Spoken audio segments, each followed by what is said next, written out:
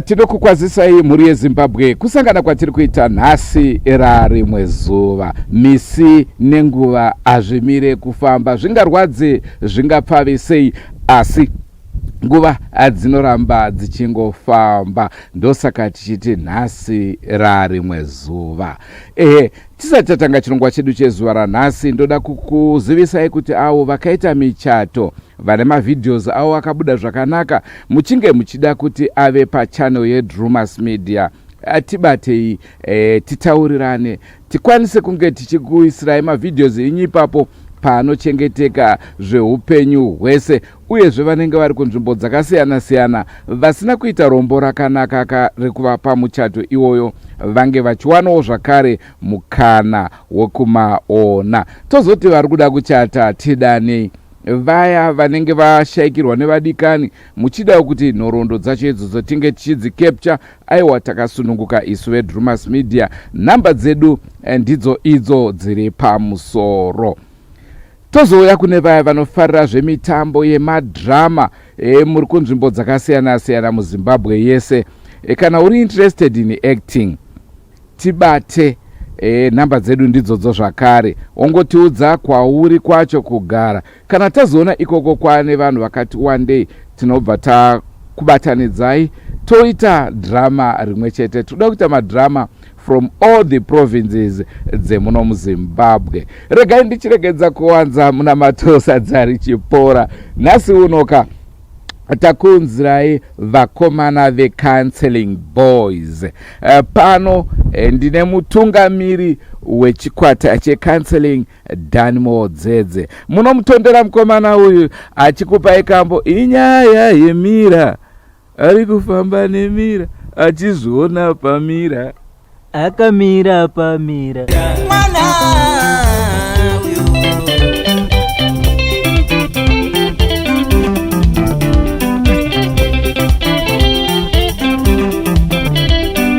Atinokwazai mukoma Danimo. Tinotenda wanisamba. Yes. Drumas Media iri sei? Aiwa, yakanaka. Tiri kugara tichitora vanhu to another level. Ndizozo. Asangana ine muri yeZimbabwe. Muri yeZimbabwe munofara here kumatimana akasiyana-siyana. Zita rangu zviri kutaurwa ndizozo, ndinonzi Danimo Dzedze, mwana wepainyangapo. Andisanda kupa nickname, iri kuuya nickname. Kufara kwatiri kuita kamuri yeZimbabwe, ndoda kukuzivisai kuti vakomana veCounselling Boys vabura album ravo idzva. Vakomana ava kana muchiri kutondera vakatanga vachirova mabhanjo, vakaramba vachikura kusvika nhasi uno vakutsemura ngoma sezvazviri. Kune vanoda kuvadana kumashows kunzvimbo dzakasiyana-siyana, nhamba idzodzo idzo munotibata, tovaudza vakomana kuti mutaurirane vasvike ikoko. Naizvozvo Counselling Boys ndeyenyu, Counselling Boys ndeyedu, Counselling Boys ndeyeZimbabwe yose. Tisati tatanga chirongwa chedu chezuva ranhasi, chinova chakananganaka nekuparura damba refu ravo idzva.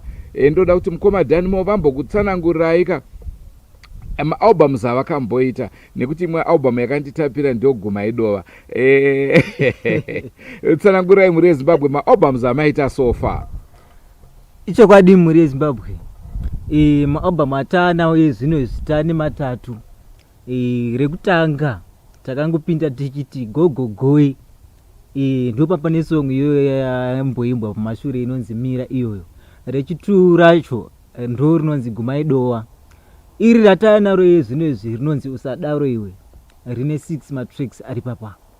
Matire kutanga raitichi gogogoi, tandichizviintroduce kumhuri yeZimbabwe kuti tisvikewo since tatisati tapinda muindustry yemusic. Nekuti haungosvika pamusha pevanhu wotanga kungozviita iwo, unototanga watambirwa.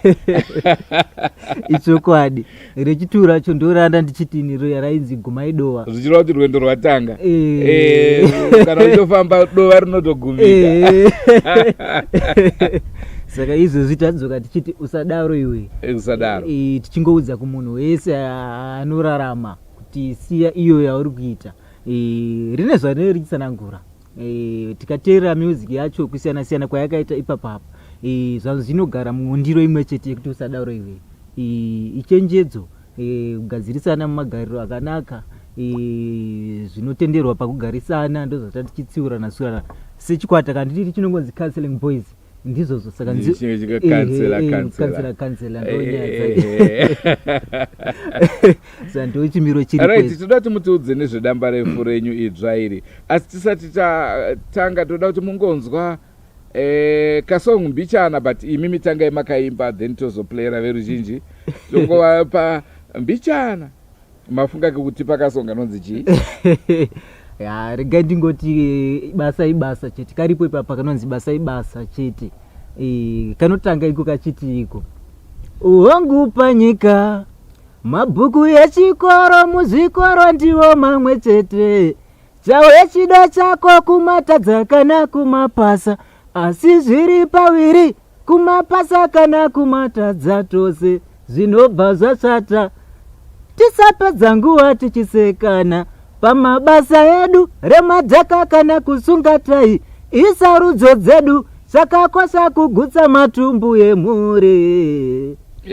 Tisapedza nguva tichisvorana pamashandiro, raunogona risingagone nemumwe. Ibasa ibasa chete. I think ndo zvamo muZimbabwe yanhasi, muri yeZimbabwe, nekutika mukatarisa zvatakaendera kuchikoro hazvisizvo zvatiri kuita veruzhinji. Yakiya kuti zvifambe, uone kuti muri iri kudya here, iri kurarama here, kana kuti kwete. Ipapo zvakare ndoda kukuudzaika kuti munoziva zvatakaitwa nevarungu, so zvakanaka zvakaipa. Unotanga mwana uri kuECD wakuendeswa kuchikoro wa grade 1 to 7, chikoro hausati watotanga, wakunzi wakuchitanga manje, woenda kuO level. Paunopedza form 4 wane 18 years, wobva wanzi unofanira kuita A level, wamu 20, chienda kuuniversity 25 30, iyo varungu vachiti life begins at 40. Wasarirwa nemakore mangari kuti upenyu hutange. Naizvozvo ukada kuti uite degree racho rimwe 7 years 5 years, paunoripedza unenge wakutoda kuti kumba kunge kwakuchema kacheche. Naizvozvo pakaipa, takagurumiwa zvakaipa. Saka mukoma Dhani vari kuti basa ibasa, siyana nezvokuti zvakati nekuti madegree acho anotoshandira kunze kwenyika muZimbabwe. Rega timbokupai nzwisa yekambo ikako. Iwangu panyika, mabhuku echikoro, muzikoro ndiwo mamwe chete, chawe chido chako kumatadza kana kumapasa, asi zviri pawiri, kumapasa kana kumatadza tose zvinobva zvashata. Ongu makanzwa kambo basa ibasa. Isusu redu ndiro rekuwawata, kungotaura wamwe achizoti neshamba unotaurisa. Ndo basa rangu, kasi aindiite basa rangu. Chitsanangure maidza kutaura kuti chii pakamba? Sekutaura kwamamuchiita ipapa, ndakangoona ini kuti mararamiro atakuita ndizvozvo. Unongoona vanhu vari kumisika, vanhu vari kumamaini, vamwe vari kurama nekurima zvakasiyana siyana, vamwe vari kunhonga mapepa vachinoenda kunomatengesa, vamwe zvimagaba zvakafa vachienda kunozvitengesa. But ndakaona kuti chii chiri kukonzeresa izvozvo, shuviro yavo iri papi, varikuda kuzama kuti varamise mhuri, muri kuzona. But ndakazongoona kuti kune vamwe vanenge vachishora vachiseka mabasa iwayo kusiyana kwaakaita, but ndizvo zviripo panguva yacho. Ivo vanenge vachitotiwo ndo pane raramo yedu. Saka tisashorana, tisasekana pamabasa iwayo, nekuda kwekuti kuzoswera kwezuva unoona munhu iyoyo atori muchitoro akutotenga zvinhu kana kutokwanisa kukavha rendi, kubhadhara maschool fees. Asi nhai mukoma Dhanimo, tichitarisa izvozvo zvamuri kutaura, panga paine need here kuti tinge tichienda kuchikoro? Munoziva kuti grade 1 kuya uchichema madziwa akadai, misodzi, uchimanikidzwa kuenda kuchikoro, wapedza grade 7 waenda kuO level, waenda kudegree, wozonoita hwindi. Ndizvo here? Ndo basa rachiri ramuti basa ibasa. Toirana nepfungwa yekutsigisana here pazvinhu zvinenge zvisiri correct? Ndosati ndichiti hapana yekutamba, ndo zvide zviripo. Saka munhu anenge auzongozvimanikidzira kuti aite zviripo panguva yacho, nokuda kwekuti ndozvo anenge akatarisana nazvo, kuti asaite izvozvo medzisiro anenge akutoba kana kuzooneka matsotsi akuwanda, mbavha dzakuwandisa, mhondi dzakuwandisa, hazvisirizvo. Asi dai ndatungoti chishuwiro kana dai zvainzwisisika kuti dai vanhu inyaya yekuti zvinhu zvangogara zviripo, hatingashori mitemo yagara iripo kana chi. Vanhu taifana ngodzidziswa mabasa iwaya tinotogona, tokura tichiziva kuti izvi zvinokwanisa kuramisa.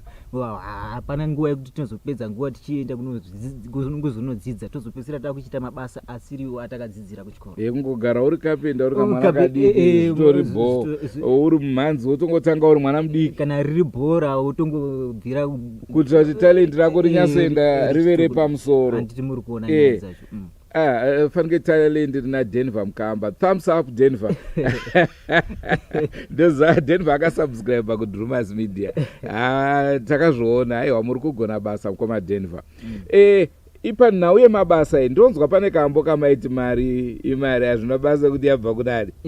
Ndoikaka ndikakaka nyangu yabva kumbavha. Aiwa pakazonyanyatsotorambwa kuti aiwa kusiya kweumbavha, kusiya kweutsotsi, kusiya kwemakuhwa, kusiya kweumhondi. Asi rimwe rese raunogona risingagoni nemumwe kuita riri basa chete. Asi ndikutaura pamari ini ndikasvika kuti shamari tenga drink ungairambere ini ndaita kuponda munhu wauzvizive. Ipapo haizotauri kwayabva manje. Haitauri kwayabva manje. Haizotauri kwayabva manje. Nemasista ari kublinga blinga. Musatudze kwabva mari dzei. Alright, damba refu rinenziyo ngani? Rine 6 nziyo dziripo. Aka kamatipa ndo kanonzi basa ibasa chete. Tipeiwo dzimwe nziyo dziripo. Yekutanga yacho inonzi Mwari Baba. Mwari Baba muna matwanda ndichisumira mumadzinza akasiyana siyana, takangozvibatanidza inini nechaunga chese mumadzinza akasiyana siyana kuti ngavatibvumbamire pose patinenge tiri, kwose kwatinoenda kumabasa kupi nekupi tinoda kuchengetedzwa, nekuti mumadzinza umwe mune zvizhinji zviri kuitika. Kune nhamo dzinondironda baba ndisina kudzitadzira, mundibvumbamire. Varoi vanondiroya baba ndisina kuvatadzirawo, mundibvumbamire. Mune hondo nemhepo dziri kutironda isusu tisina kudzitadzira. Mune urombwa, mune varoi vanofamba nenyoka. Handimuri kuona nyaya dzacho. Saka tachikoti dai Mwari inzwaiwo munamato, dai matinzwawo. Nokuda kwekuti isusu hatina chatiri tichiziva. Vana vanozongozvarwa mhaka dzakasoparwa marimwe zuro dzavasingazivi, dzongorondana nawo kumabasa, dzimba hadzichamiri. Ndo munamato andaisumira pakambo ikaka. Nekuti vamwe vanozichinja nemasei maiziva kuti dzinza redu rawanda urombwa. Maybe anga ari shumba amukanya. Unenge wakutoya kuti ndingapukunyuke sei? Unenge wadzamirwa. Ndabva ndafunga ishboshe mauchi. Saka ndo kambo number 1. Number 2. Number 2 kanonziko Mudhara Kudhara. Ndandati number 1 ndo kamati basa. Ako kanga ari pa number 3 ako. Ndingotsanangura ne order. All right, number 2. Number 2 kanonzi Mudhara Kudhara. Mudhara Kudhara. Chinota sechinosekesa chizita chacho kuti Mudhara Kudhara. Ndaingozama kutaura kuti pauri papo pa age yauri. Ndanyanya kutaura kuwana wadiki. Kwawanda masilengi kamukoma. Ngonzi Mudhara, boy Mudhara. But munhu wewe uri kuti Mudhara iwe uri mwana mudiki hauna age naye muri kuzoona. Saka ndaingoudza kuti newe uchadharawo kuti mangwana ndokwatakangana nako. Saka ndakazongoibatanidza nyaya yacho yanga iri kutsanangura zvakasiyana siyana kuti even muwanano tisasekana, even waita mari, waita mbinga, waita chi, usaseka warombo. Nokuda kwekuti hauzivi ramangwana dzinogona kumuka zvakachinja. Saka kaitiko Mudhara Kudhara. Baba wako ndi baba wako, mai wako ndi mai wako. Ko zviri kufamba sei kuti muwadedze nemadonhurirwa iwe wasati kuti wati muchembere Mudhara iwe wasati wakwegura. Ndo zvataizama kutaura pakuti iwe mangwana uchazowawo Mudhara futi. Mudhara Kudhara. Ngozi kakazvinenda kachinzi ndaimboudzawo vamwe ndichiti Mudhara ndisati ndava nemba newana ndichiri jaya. Chawe chijana nhasi ndonziwo Mudhara. Udhara hwakatangira kudhara, bvunza Madhara.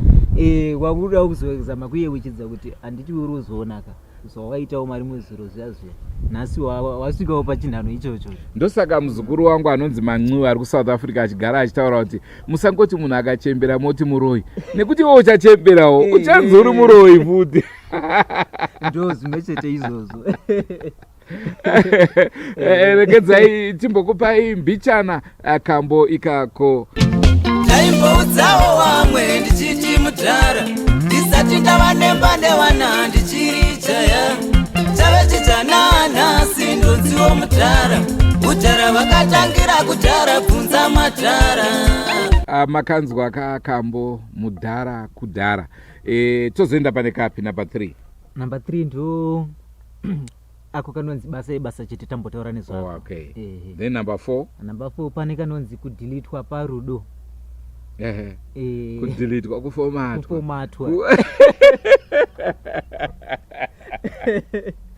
Mukomana here kana kuti musikana wari kuchema nenyaya yekudhilitwa murudo? Zviri kuitika kwese. Zviri kuitika kwese. Pamwe pacho munogona kunge muri shamwari neshamwari kana kuti hama nehama, sahwira nasahwira. Mumwe aitombofamba mese muchiwadzana. Pozoitika izvo zvokudhilitana izvo. Ndo zvandairamba kuti aiwa isiyo yauri kuita iyo, usadaro iwe. Muruzona. Saka kuti zviri kuitika mukurarama, asi nhau zhinji hadzinowanzoitika kuboys.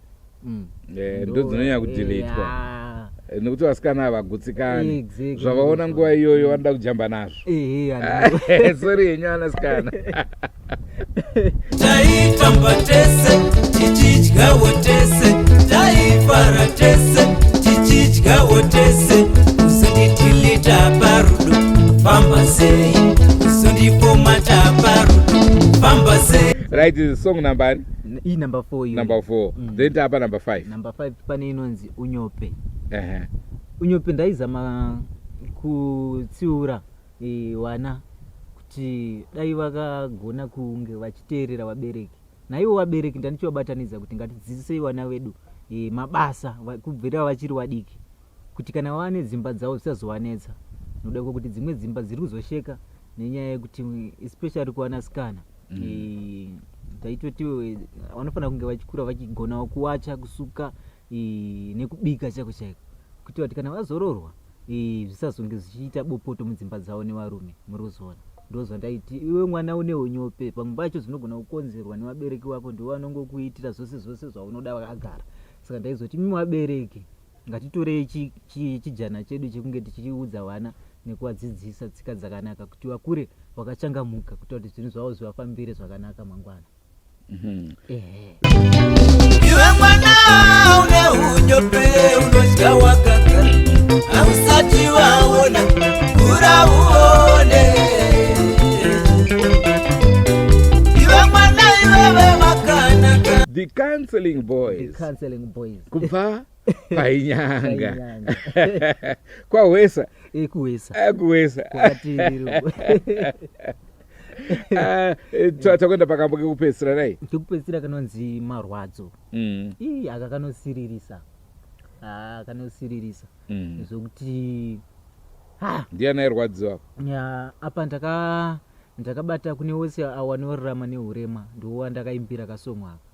Umwe wacho urema ndakangoona kuti kuzvarwa mumhuri pamwe pacho zvinenge zvakatokonzereswa nevamwe vanhu. Umwe wacho unogona kuzoyawo netsaona kana chichi, but wandandakanangana nawo ndiyo kuzvarwa uchikonzereswa neumwe munhu mumhuri, zvokuti unonge waparira munhu uya marwadzo achakwanisi kuita zvinhu zvaaifanira kunge achiita panyika sewamwe. Saka ndiye wandakaimba ndichiti ndakazitora inini situation yacho ndichiisa kwandiri, ndikiti ndichichema kuvabereki kana kuti kuvanhu vakakonzeresa izvozvo, ndi makandiparira marwadzo. Nai raramo yangu zvairi, mamiro ayakaita, hapana chandichakwanisawo kunge ndichiita sewamwe vanhu panyika. Muri kuona zvakaoma. Mukavambana usiku kuganga, chekeresa mwana ndichiri kudumbura mai, nekuda mbiri yepano panyika, nekuda upfumi yepano panyika. Ndoziva veruzhinji vangade kunge vachiwanawo mumhanzi yenyu, vanoiwana sei? Mhanzi dzedu dzeCounseling Boys dziripo paYouTube channel. Ukangoti Danny Modzedze and Counseling Boys 16 dzinobva dzabuda ipapo. Kubvira pane album rekutanga racho, rechi 2, rechi 3 neimwe vhidhiyo iripo 1 ipapo yatakaisa zvekare. Saka sofa mane 1 video. Tine 1 pasong inonzi Mbinga. Ndataitenda mbinga dzakatibetsera pane zvose zvatatichiita. Ndiri kutenda kurapati magaya nezvose zvavakaita panguva yenhambo mupendi medu wakatipa zvirizwa zvakanaka nevamwe vamuchambasira. Ndofunga muri kuzvinzwa mhuri yeZimbabwe. Ameno mashoko amungade kusiyira kumafanzi enyu? Ya, mashoko andingade kusiyira kumafanzi ndetsigiro. Imbomirai kuita izvozvo zvamuri kuita. Dai magona kunge muchibatanawo nesu tisimuke. Imimi kana musipo ndakangoona kuti muti kuti ukure unoda kudiridzirwa. Saka isusu tangofana nehowe, tafana nemuti uyoyo. Tikashaya mvura hapana kwatinoenda. Tichiri kungosimuka izvozvo tinosangana nezvimengampini zvakawandisa. Saka tiri kukumbirawo support tsigiro yenyu kunyanya kuti isusu tinge tichiwanawo kusimuka. Ndozvandiri kuchemera kumafanzi neavo vakasununguka kunge vachida kubatanawo nesu pakuchinjana mabasa, vachitipawo basa tichivaroyerawo. Aiwa, vanokwanisa kunge vachitibata zvekare. Ndozvandiri kushuwirwa neavo vanenge vanaya kuisawo roko rekubetsera, vanakirwawo nemusic yedu. Makasununguka mukana ndiyoyo. Tiri kungochemawo kumhuri yeZimbabwe kuti dai matisimudzawo kubvawo patiri. Ndichitenda, ndisingangani kutenda iwe Drumas Media ndiwo wakatinhonga kumachonyonyo uko zvakatangira kwakatiri kuwesawo. Rudo rwavo rukuru kwazvo. Nanhasi muri kungoona tichiri pamwepo, vari kuramba vachitirangarira vachitidzosa kwamuri zvekare mhuri yeZimbabwe kuti muone kuti tiri papi, tiri kuimprova here. Imimi musanyare kutiudza patiri tichikanganisa kuti apo nepapo dai magadzirisa kuti zvinhu zvedu zvifambe zvakanaka. Tenga doro mfana. Tenga doro. Aiwa, tinosota. Toda mhamba, ndiri kutendwa nemuromo. Shumba totenda iwa. Aiwa, ndikuno mukanya. Ndochirokwa chatakati nacho kuzara nhasi mhuri yeZimbabwe. Tichikupaika vakomana veCounseling Boys vazviita zvakare vane damba refu ravo idzva. Naizvozvo ndoratichida tichida kuti tisvitsika kwamuri vanoda music yacho manzwa kuti inowanika paYouTube page ravo. Monosubscribe ikoko zvakare kuitira kuti Counseling Boys ikutorei zvakare ikuise paanother level, sezvo vari product yeanother level. Ngatsakanei mhuri yeZimbabwe mune zvimwe zvirongwa. Rangu zita ndinonzi Andrew Neshamba. Musakanganwa kusubscribe kuDrumas Media. Drumas Media, taking you to another level. Goodbye my friends. Goodbye my friends. Wakamboonana tichazoonana nerimwe zuva hama dzangu. Goodbye my friends. Goodbye my friends. Wakamboonana tichazoonana nerimwe zuva hama dzangu. Ini ndokwenda kubasa kwangu. Iwe makiwe mkaranga.